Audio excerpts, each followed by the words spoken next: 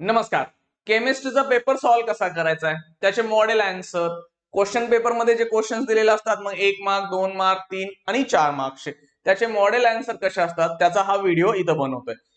Model आन्सरचा paper मी तुम्हाला Telegram channel वरती देतोय, तिथं तुम्ही घ्या. कम्प्लीट मॉडेल आन्सर 24 चा पेपर फिजिक्सला दाखवला होता, आता पण तुम्ही 24 चा पेपर मी केमिस्ट्रीचा देतोय. कम्प्लीट पेपर व्हॉट्सअप चॅनल आहे, टेलिग्राम चॅनल आहे, दोन्ही लिंक ने जॉईन करून घ्या. दोन्ही लिंक डिस्क्रिप्शन बॉक्स मध्ये दिलेत. सगळं फ्री मटेरियल देतं. आता ऍप लॉन्च करतोय काही दिवसात, 2-3 दिवसात येईल. तिथे तर तुम्हाला सीईटीचे PYQ वगैरे सगळे फ्री ऑफ कॉस्ट. बेस्ट असं कोणीच दिलेलं नाही. बायोचे तर कुठंच मिळत नाहीत. मॅथ्स PCM सगळं आपण जे म्हणतोय विथ सोल्युशन 2025 पर्यंतचे सीईटीचे क्वेश्चन. ठीक आहे, चला आता आपल्याला माहितीये की पेपर किती 24. ओके, 24 चा पेपर आहे आणि त्याचं मॉडेल आन्सर 25 चा पण आहे, पण ठीक आहे. कॉन्फिडेन्शियल जसं फिजिक्सला दिलं होतं, फिजिक्सचा पेपर कसा गेला काय गेला हे सोडून द्या, आता याचा विचार नका करू. हा, तिथं काय काही जणांना मार्क्स 5 ते 7 पडणार नाहीत, फेल व्हायचं टेन्शन असेल. ग्रेस मार्क्सचा कन्सेप्ट असतो, ते नंतर पाहू. आता आपण केमिस्ट्रीवर फोकस करा, खूपच कमी वेळ आहे. हे इथं आहे 24 चा. आता सगळ्यांनाच माहिती असेल objective question, first section A मधला. ऑब्जेक्टिव्ह मध्ये काय ऑप्शन आणि त्याचा आन्सर. आता किती सी ऑप्शन होता इथे, समजा हा असं लिहायचं. सेकंड क्वेश्चन त्याचं ऑप्शन आणि त्याचा आन्सर दोन्ही लिहायचं, फक्त ऑप्शन किंवा आन्सर लिहू नका. काही वेळा सांगितलं जाईल कम्प्लिटली, हा कम्प्लीट सेंटेन्स लिहिलं तरी चालेल की the linkage present in lactose is, मग पुढे आन्सर हे लिहिलं तरी चालतंय, पण लागतं काय या गोष्टी. आता हे तर सगळ्यांना माहितीच आहे. ओके, पुढे जाऊन सिंगल मार्क्सचं काय एका ओळीमध्येच लिहायचं आहे, विनाकारणाचं एस्से लिहिल्यासारखं पॅराग्राफ लिहायचा नाही. काय दिलंय बाबा, write the name. Write the name काय, सिल्वर, एवढंच पाहिजे तिथं. तुम्ही कम्प्लीट, हा इम्प्रेस करायचं असेल पेपर चेकरला, कम्प्लीट एक पूर्ण वाक्य लिहा की कोणतं वापरतात, काय असतं. कम्प्लीट द रिॲक्शन, रिॲक्शन दिलेले आहे, ही रिॲक्शन दिल्यानंतर पुढे काय मिळणार आहे तुम्हाला, तर इथं वाहन तुम्हाला. आता तुम्ही म्हणणार हे रेड मध्ये काय आहे, जे ब्लॅक कलर दिलाय ना, दिसतं ब्लॅक कलर दिलं, बोर्डाची आन्सर शीट आहे.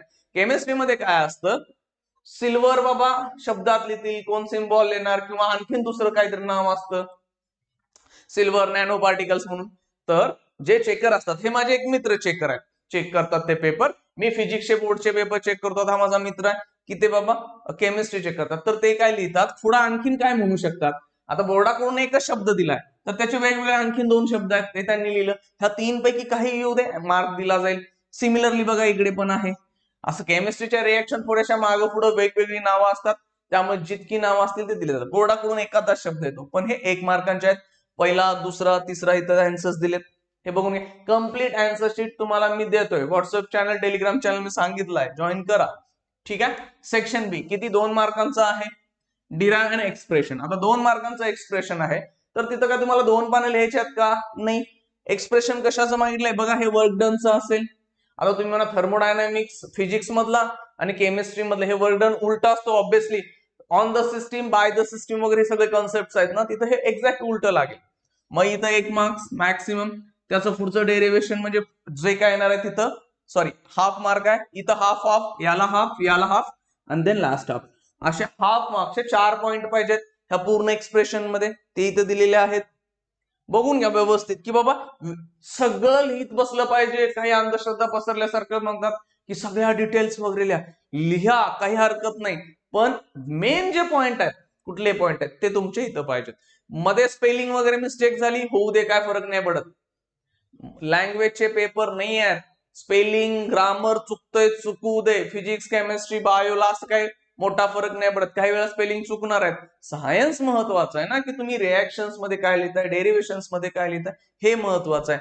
नाहीतर काही सांगतात हो ते ग्रामर चुकलं, ग्रामर मध्ये मार्क कट करतात, कोण म्हणतं स्पेलिंग चुकला, चुकू दे की. जे सांगतात ते सोडून द्या. हे मी तुम्हाला मॉडेल बोर्डाची आन्सर शीट आहे, याच्यानुसारच चेक केला जातो पेपर. कोण ग्रामर वगैरे बघत बसणार नाही. एवढं ग्रामर चुकून की मिनिंग लावून, मिनिंग लागते ना काहीतरी, संपला संबंध. हे पॉइंट्स पाहिजेत आन्सर्स मध्ये. ओके, पुढे. आता किती 2 मार्क्सचा क्वेश्चन आहे. 2 मार्क्सच्या क्वेश्चन मध्ये काय, व्हॉट आर द इंटरहॅलोजन कंपाऊंड्स. ठीक आहे, मग त्याची डेफिनेशनला किती मार्क्स आहे, 1 मार्क आहे. ओके, आणि त्याच्यानंतर ही रिएक्शन असेल तर त्याला 1 मार्क. असे 2 मार्क्स तुम्हाला दिलेत बघा इथे. संपलं. कशाला लिहितात, डेफिनेशन अँड रिएक्शन विचारच नाही करायचा आहे की मी किती लिहावं लागेल, काय लिहावं लागेल. देन त्याच्यानंतर किती परत 2 मार्कचा क्वेश्चन. आता हा न्यूमरिकल आहे, मोल रेशो, त्याच्यासाठी हाफ मार्क दिलाय बघा. देन फॉर्म्युला हाफ मार्क, फॉर्म्युल्यामध्ये व्हॅल्यूज टाकले हाफ मार्क, आणि फायनल आन्सर टी आहे. आता तुम्ही म्हणाल हे यस टी वगैरे काय, आता ते चुकून बोर्डाकडून टाइमला सेकंड यस मानलं गेलं असेल. मग ज्यावेळी मीटिंग होते मॉडरेटर, चीफ मॉडरेटर, त्यांच्याकडे सांगितलं जातंय की हे करेक्शन करता. यसच्या ऐवजी काय टी टाइमला माना, इथं करेक्ट केलंय आणि हे केलंय. त्यामुळं काही असा मोठा फरक नाही पडत. तुम्ही वेगवेगळं लिहिलं असेल तर बोर्डाकडून आलेलं हे करेक्शन होतात. 2 मार्क्सचं न्यूमरिकल, त्याच्यानंतर 3 मार्क्सचा क्वेश्चन आहे, राईट. Chemical reaction. आता केमिकल रिएक्शन्स बद्दल मुलांना असं वाटतं की मी फक्त रिएक्शन लिहू का, फक्त थेरी लिहायची आहे का, नाही. आता तुम्ही बघा इथे 3 मार्कांचा आहे, ठीक आहे. 1 2 3, 3 रिएक्शनला 1 मार्क आहे बघा. या एक रिएक्शनला, दुसऱ्या आणि तिसऱ्या रिएक्शनला. पण मी म्हणेन ह्या रिएक्शन असतील तर 1 मार्क देणार, पण कम्प्लीट काय करू नका, नुसत्या रिएक्शन नाही, थोडस वरती काय रिझन आहे, कशासाठी आहे द्या. आता इथे चेक करा, इथं हाफ मार्क कशासाठी दिलाय बघा इथे. आणि देन कम्प्लीट रिएक्शन असेल तर आणखीन हाफ मार्क. म्हणजे हा 1 मार्क फक्त डायरेक्ट कशामध्ये डिस्ट्रीब्युट, हे बरोबर असेल ना, पुढे थोडंफार चुकलं तरी तो इथला हाफ मार्क दिला जाईल. क्लिअर.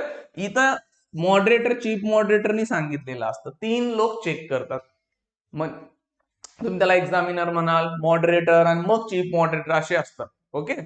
मग हे तुमचं आहे. इथं पण थेरी लिहा, कोण कोणावर रिॲक्ट करतंय, काय प्रोडक्ट मिळणार आहे, हे लिहिलं तर थोडंसं चांगलं वाटतं का, चेक करणाऱ्या पेपरवाल्याला वाटतं की हा विद्यार्थ्याने बऱ्यापैकी चांगलं लिहिलंय, तर तो पुढे मार्क्स देताना हात लूज सोडतो, घेऊ दे बाबा मार्क्स, ठीक आहे. त्यामुळे नुसत्या रिएक्शनला मार्क्स आहेत, पण थोडीशी वरती थेरी वगैरे, म्हणजे असं पावडर बिवडर लावतोय ना आपण, हा तसं करत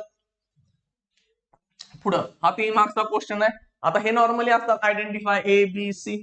आता इथं डायरेक्ट ए ला 1 मार्क, बी ला 1 मार्क, सी ला 1 मार्क नाही, हे तोडले तिथं बघा.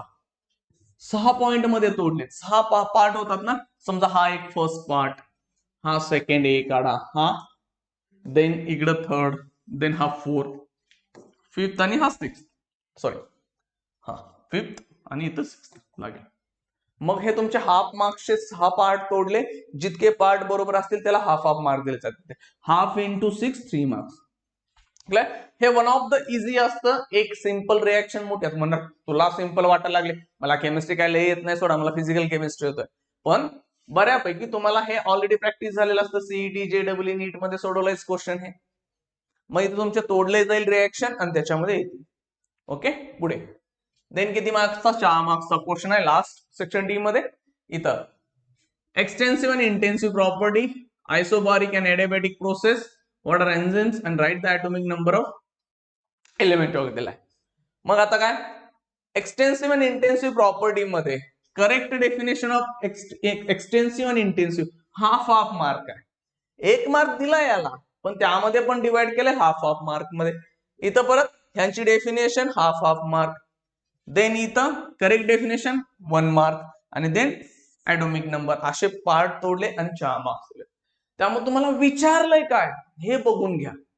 केमिस्ट्रीचा पेपर टफ वाटतो विद्यार्थ्यांना, तर 1.5 दिवस राहिलाय, पण टफ नाही आहे. तुम्ही क्वेश्चन वाचत नाही व्यवस्थित, क्वेश्चन वाचत नाही, मग काहीतरी एखादी गोष्ट मध्ये त्याच्यावर 2 पान लिहितात.